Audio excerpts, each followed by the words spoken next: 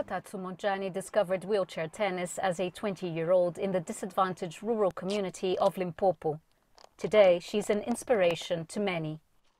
Growing up from a disadvantaged background, it's been tough, and I grew up in the past in a community whereby when a parent has a kid with disability, it was like a shame and all that. So I never knew what tennis was. Even when I was introduced to it, I never saw it before, because back then we didn't even have TVs, So for me, it was a one exciting moment. The minute I started playing it, I fell in love with it.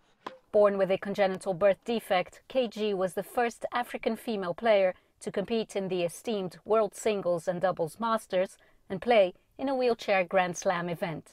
It is important for me as a role model to keep inspiring the younger generation, mostly the younger generation with disabilities, because as kids with disabilities, we tend to doubt ourselves, we tend to lack confidence. So for me, what I would say to them, like, don't doubt your confidence. Disability doesn't define your abilities. It doesn't define who you are. So forget about disability. Go for it. Commit to the shot. The three-time Paralympian aims to inspire through her discipline and commitment. The thing that I admire most about KG is her absolute discipline. To become a top tennis player, it's much more than just hitting tennis balls. It's embracing a lifestyle and making the sacrifices on a daily basis. I think she's the role model for disabled people, and especially in the rural area where the life is very difficult and people aren't exposed to the sports.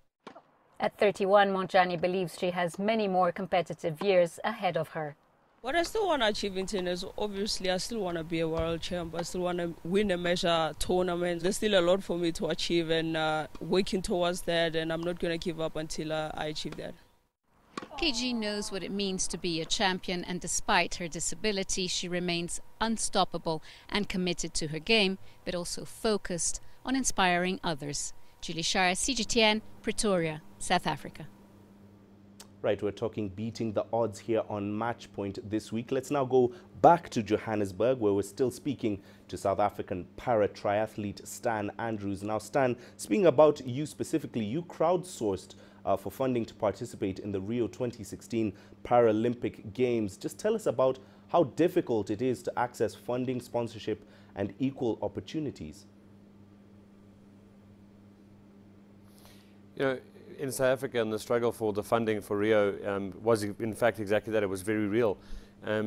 Unfortunately, the disabled sports across the spectrum don't always get the prime time, visual sort of coverage that big sponsors want. So a lot of the times, a lot of people aren't, made aware of disabled people or sportsmen and sportswomen that are excelling in their sport.